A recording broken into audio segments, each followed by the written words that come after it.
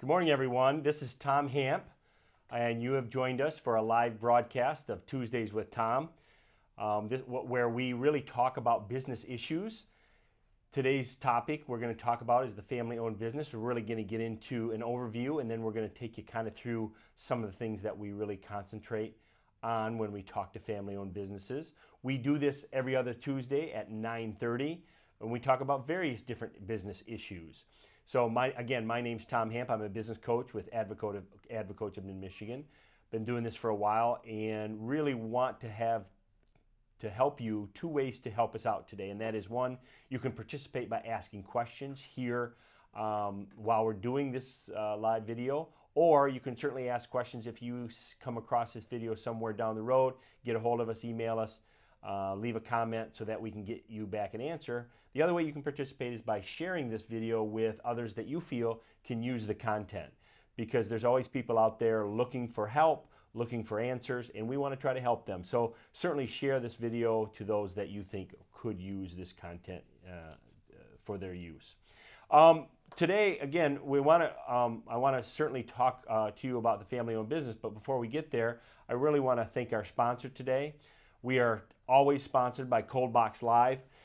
This episode is brought to you by Cold Box Live. Cold Box Live is a professional live streaming service that takes your live videos to the next level using professional production equipment, clear audio and graphics like nameplates, logos, and more. Many of those types of things that'll be seen on the video today. If you'd like to take the hassle out of your next live video and look professional on screen, visit the link right here to learn more and book your session today.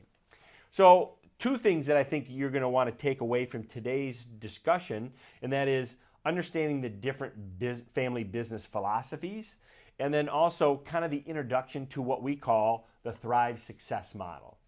So starting right off with the family business philosophy, this is something that already exists, but though is often not recognized by family members. So really what happens is that in many family-owned businesses, one of the philosophies is that it's family first. Okay, so the belief that the family's happiness and sense of togetherness should come before everything else. Some of the business decisions favor equality and unity, even if it's at the expense of the business. Family members tend to be treated the same regardless of their competence, and then rarely would someone be fired. It really have to be something really severe for somebody of the family to be fired. The other philosophy is really the other extreme, and that is where the business is first. The support that would be best for business, including customers, profitability, employees, and shareholders, and it's run more like a traditional business. Tough decisions will be made.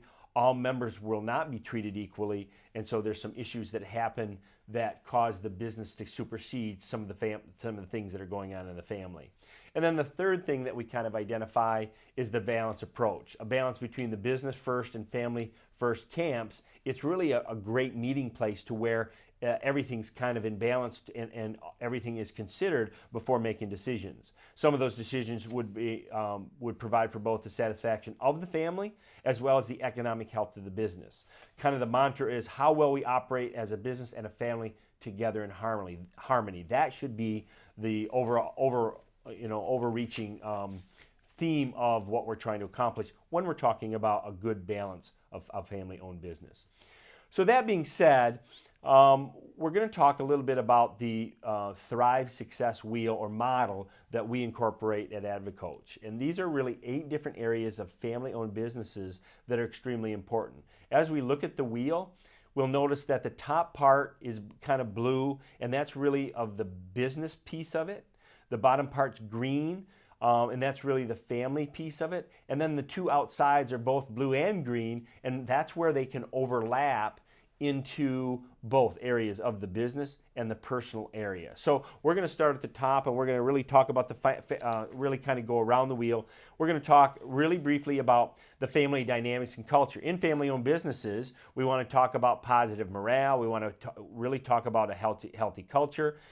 Communication's key. We need good communication. We know that there's going to be generational differences. You're going to have possibly the patriarchs of the business, the people that started it. Those could be mom and dad. Those could be grandpa and grandma. or those could be handed down through many generations. So we really want to understand the generational differences in the business. And then certainly we want to uphold the business and family boundaries and try to minimize drama and conflict if we can. The second piece, number two of the kind of the wheel would be the family planning, communications, and development. This would include having regular family meetings about the business. We want clear conflict resolution and decision-making process. This would be put into place, kind of like the rules of engagement or the expectations. Listening's key here. We want everybody to have a voice, so we need to listen to not just hear, but to understand. We need to put in place some clear communication guidelines in case somebody gets too overbearing and wants to dominate the meetings.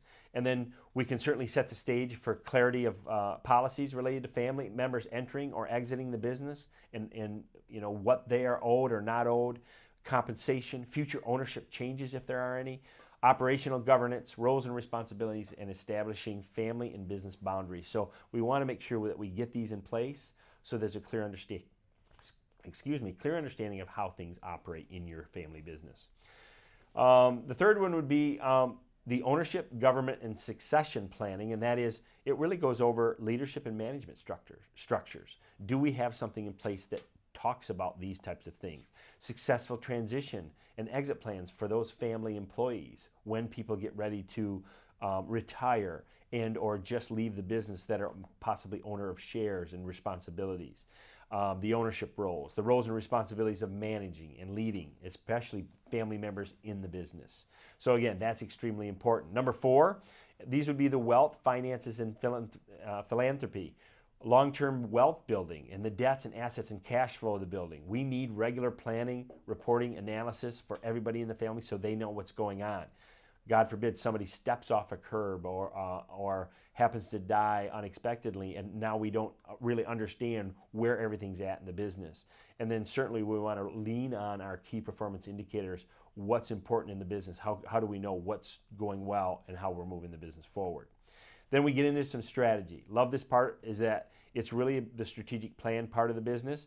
It talks about business values. It talks about business purpose. We revisit this strategic plan every 90 days. I've had already some live broadcasts and videos about strategic planning, and it's certainly no different here in the family-owned business. We want to make sure that we plan for the future and put things in place, but also that the people that we bring on board really share in our core purpose and our core values, whether they're family employees or they're outside employees. And then we get into the people. Extremely important in any business, but none more important than in the family-owned business. We need to align our family as they come into the business with the core business values. That way they get a sense of how the business operates, not just, hey, it's a family-owned business and I'm an employee.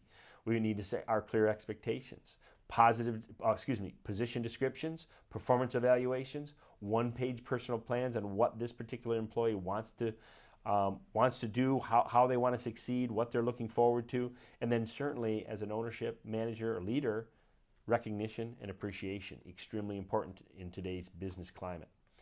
Then we get into the process of the business. What are our core processes? And we're not talking about 25 or 30, we're just talking about our main core processes, anywhere from 5 to 8 main processes of your business that everybody needs to adhere to, whether they're family or whether they're outside the family employees. And that is that they need to be documented and well-defined, they need to be super consistent and followed up on, and then they need to be able to scale, because as we start to improve your family business, I think everybody involved wants the business to grow. And last but certainly not least, one of the most important things is execution. Doesn't matter how well we plan, what we put in place, but we need to execute. And that really starts with, what are the priorities of this family-owned business? What's important? What's the most important? A lot of things are important. What's the most important, both on the business side as well as the priority side? Decisions are made off from that. What are the priorities? Go back to your strategic plan, go back to some of the documents and core values that you have in place, and make your decisions based on your priorities. Certainly you have to make sure that you put the right people in the right seats of your business, and that includes family members as well. They're very difficult when you have family members that are in spots that they may not be the best suited for. And then, of course, the discipline and habits of your everyday business, and family members have to adhere to those as well. So that's kind of what we're going to be talking about over the next couple of months at Tuesdays with Tom is the family-owned business. We're going to dive deeper into that. In fact, in 2 weeks on Tuesdays with Tom, we'll discuss the first area of the family-owned business model. It's called the family dynamics and culture. We'll really dive deep. Today, again, we wanted you to have 2 takeaways, and that is understanding the different family business philosophies, which we wanted to kind of explain a little bit, and then the introduction to the Thrive Success Model Wheel. Come back in a couple of weeks. Let us talk to you about some of the aspects of family-owned business a little deeper. Again, this was a live video session called Tuesdays with Tom. We do this every 2 weeks on Tuesdays at 9:30. Our sponsor, as always, is Cold Box Live. So let them help you out with your professional live streaming. They're a service that takes your live videos to the next level using professional production equipment, clear audio and graphics, things such as nameplates, logos, and more. They make me look really good. If you'd like to take the hassle out of your next live video and look professional on screen, visit the link here on the screen to learn more and book your session today. Once again, this is Tom Hamp. I'm with Advocoach of Mid-Michigan. Thanks for joining us. See you in a couple weeks.